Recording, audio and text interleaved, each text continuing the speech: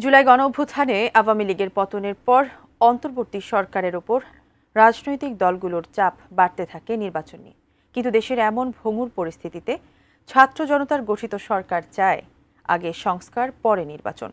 এমন পরিস্থিতিতে অন্তর্বর্তী সরকারের প্রধান উপদেষ্টা রাজনৈতিক দলগুলোর উদ্দেশ্যে ডিসেম্বরে নির্বাচন নিয়ে দিয়েছেন নতুন বার্তা। বিস্তারিত শিহাব ইসলামের ডেস্ক রিপোর্টে। প্রধান উপদেষ্টা ডক্টর মোহাম্মদ ইউনূস বলেছেন, রাজনৈতিক দলগুলো যদি স্বল্পমেয়াদী সংস্কারে সম্মত হয় তবে নির্বাচন ডিসেম্বরেই হতে পারে, আর দীর্ঘমেয়াদী সংস্কার চাওয়া হলে নির্বাচন জুনে অনুষ্ঠিত হতে পারে। কারণ আমরা একটি রূপান্তরকালীন সময় পার করছি। এখন আমাদের প্রধান লক্ষ্য হল প্রতিষ্ঠান পুনর্গঠন ও অগ্রাধিকার পুনর্নির্ধারণ। বুধবার ৯ এপ্রিল রাষ্ট্রীয় অতিথি ভবন যমুনায় যুক্তরাজ্যের বাণিজ্যদূত ব্যানরেস রোজি উইন্টারটনের সঙ্গে বৈঠকে তিনি এসব কথা বলেন। বৈঠকে উভয় পক্ষ দ্বিপাক্ষিক সম্পর্ক আরও গভীর করার অঙ্গীকার পুনর্ব্যক্ত করেন। এ সময় ব্যানরেস উইন্টারটন বলেন, বাংলাদেশ ও যুক্তরাজ্যের মধ্যে দীর্ঘ ও বিশ্বাসযোগ্য একটি সম্পর্ক রয়েছে। আমরা বাংলাদেশের চলমান সংস্কার কার্যক্রমের দিক নির্দেশনা দেখে সন্তুষ্ট।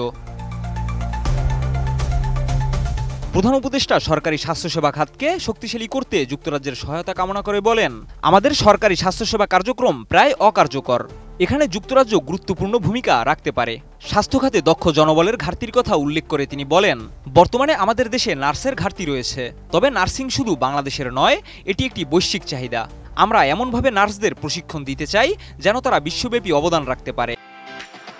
নিউট্রিলাইফ ফ্রুট জুস, ভুটানের তৈরি সুস্বাদু আসল জুস।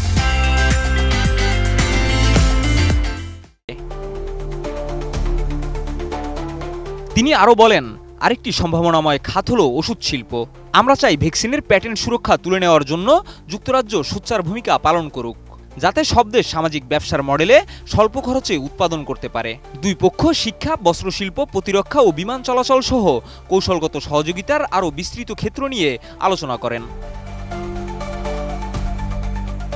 অধ্যাপক ইউনূস বলেন, আমরা শিক্ষা ব্যবস্থার উন্নয়ন, বস্ত্রখাত আধুনিকায়ন এবং প্রতিরক্ষা ও বিমান খাতে নতুন সম্ভাবনার দ্বার উন্মোচনে যুক্তরাজ্যের সহযোগিতাকে স্বাগত জানাই।